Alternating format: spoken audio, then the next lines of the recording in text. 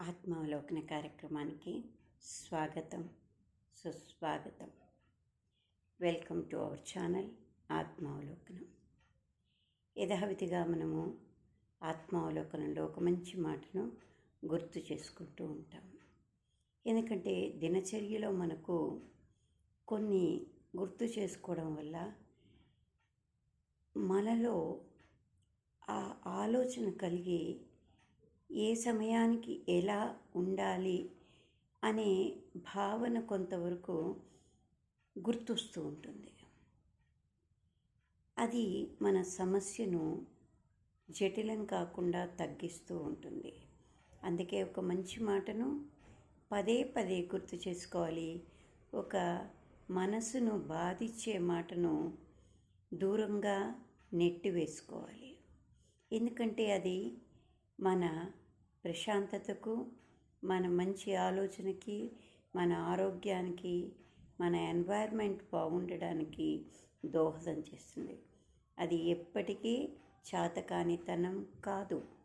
అవసరమైనప్పుడు దేనికైనా గట్టిగా మాట్లాడగలగాలి, చేయగలగాలి. కానీ అది అన్ని వేళలా ఉపయోగపడదు, ఉపయోగించకూడదు. అందుకని సమయస్ఫూర్తి అనేది మనకు ఏ సమయానికి ఎలా మాట్లాడాలి అనే భావన మనం ఎప్పుడూ మనసులో మెదులుతూ ఉండాలి. అలాంటప్పుడు జటిలమవుతుంది అనుకున్నప్పుడు ఒక్క మెట్టు దూరంగా ఉండడం వల్ల ఆ సమస్య జటిలం కాకుండా, మనకు మనోవేదనకు గురి కాకుండా దూరం చేస్తూ ఉంటుంది. అది చాలా ఈ రోజుల్లో అవసరం.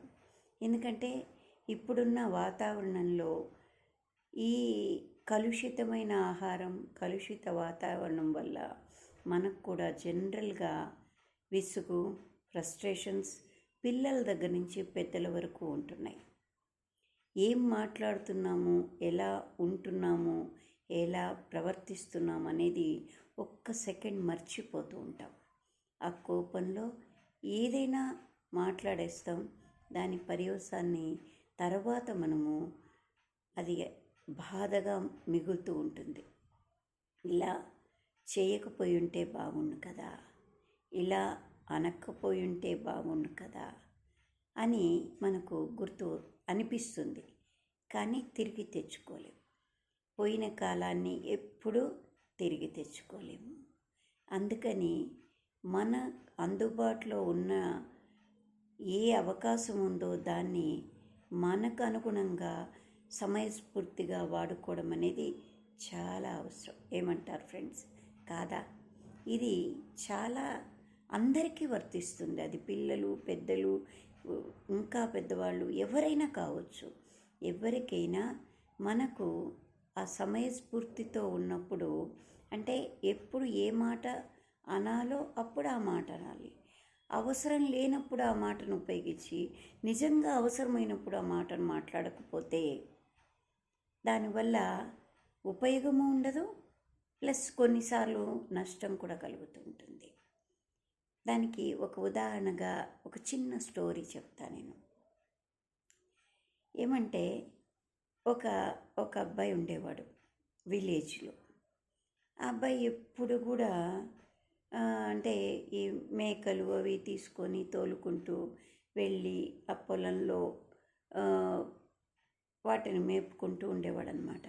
అతనితో పాటు ఇంకో అతన్ని, శివుడు అనే ఒక అబ్బాయిని తోడు ఇద్దరు వెళ్తుండేవాళ్ళు. ఎప్పుడు కూడా ఎక్కడికి వెళ్ళినా ఇద్దరు వెళ్తుండేవాళ్ళు.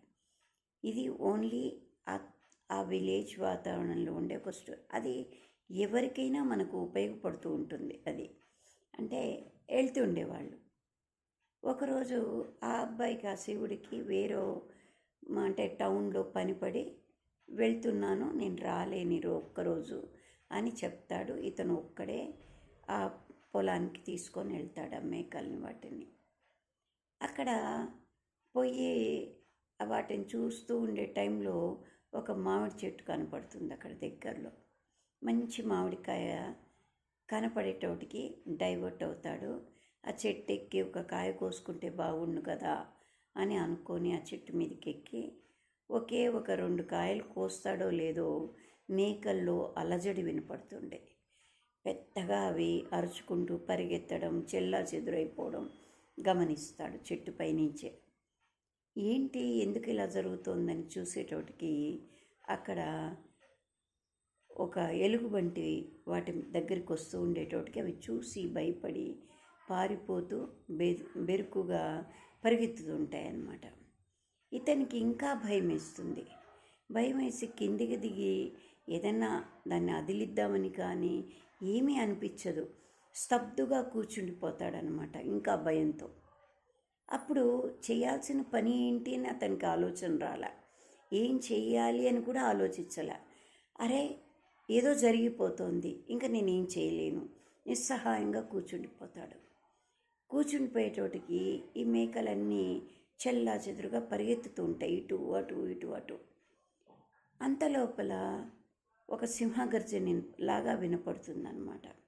వెంటనే ఎలుగుబంటి పారిపోతుంది, సింహం గర్జన విని వస్తోందేమో అనుకొని.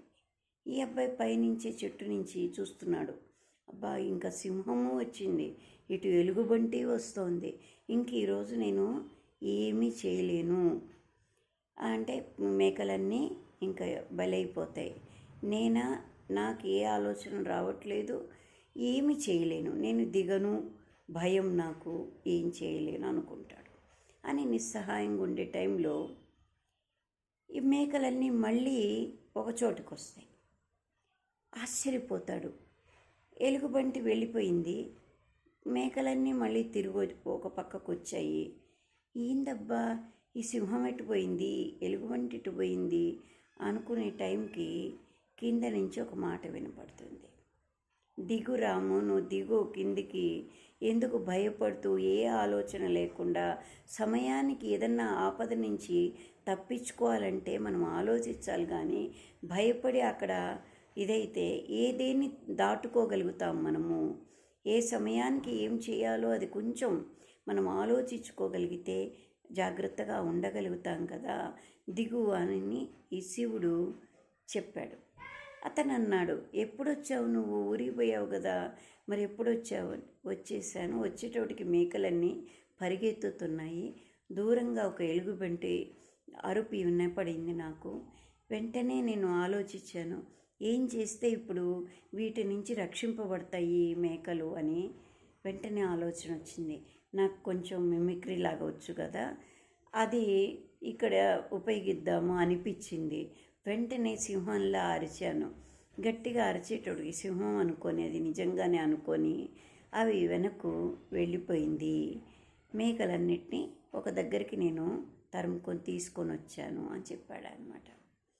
రాముడు అప్పుడు అన్నాడు, నాకు ఏ ఆలోచన రాలేదు, నేను భయపడి అక్కడే ఉండిపోయాను, నువ్వు రాబట్టి ఇవన్నీ మళ్ళా కాపాడుకోగలిగాను అని చెప్పి ఇతన్ని ప్రశంసించాడనమాట.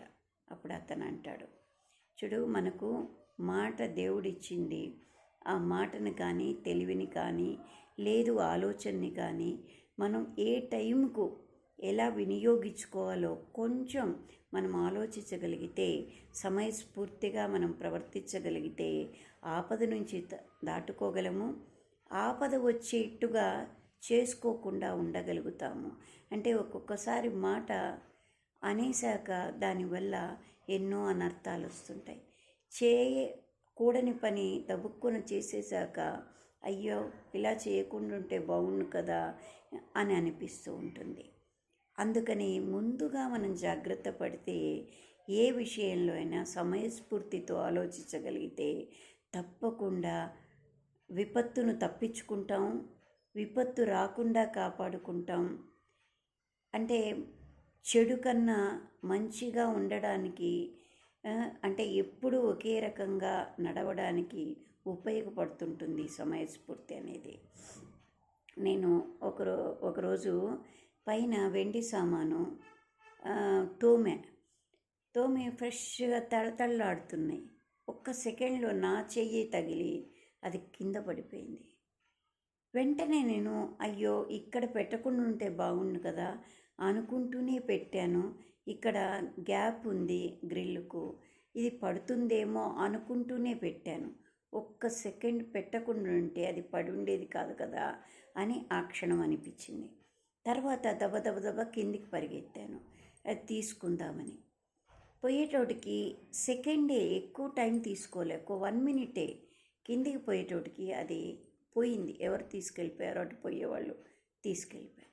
అంటే ఇది చిన్న వస్తువే కావచ్చు, కానీ ఒక్కొక్కసారి మనం తెలిసి చేసే అజాగ్రత్త కానీ సమయస్ఫూర్తితో ఉండకపోవడం కానీ కూడా అది మనకు ఏదో ఒక అపకారం కానీ, లేదు అజాగ్రత్త వల్ల పోగొట్టుకోవడం కానీ, లేదు మాట వల్ల ఇబ్బందులు కొని తెచ్చుకోవడం కానీ, లేదు విపత్తును తప్పించుకోవడానికి అవకాశం లేకుండా చేసుకోవడం కానీ జరుగుతుంటాయి. కాబట్టి ఎప్పుడు సమయస్ఫూర్తితో మనము ఆలోచించుకోవాలి, సమయస్ఫూర్తితో మెలగాలి. సమస్యలు అనేవి ఎప్పుడూ ఏదో ఒక రకంగా ఏదో ఒక రూపంగా మనకు వస్తూనే ఉంటాయి. కానీ సొల్యూషన్ అనేది మన ఆలోచన విధానాన్ని బట్టి, మన అనుసరించే పద్ధతులను బట్టి ఉంటుంది. కాబట్టి ఏమంటారు ఫ్రెండ్స్, అలా ఆలోచించుకొని మనం ప్రతి సమస్యను సొల్యూట్ చేసుకోవడానికి, మనం మనోధైర్యంగా ఉండడానికి, భయం ఉండొచ్చు కానీ భయం మనల్ని కబళించేట్టుగా ఉండకూడదు. అందుకని సమయస్ఫూర్తి దాన్ని తొలగిస్తూ ఉంటుంది అని నేను అనుభవపూర్వకంగా చాలాసార్లు తెలుసుకున్నాను. కాబట్టి ఒక్కొక్కసారి మనకు హర్ట్ అయినప్పుడు మాట్లాడకపోవడం చాలా మంచిది.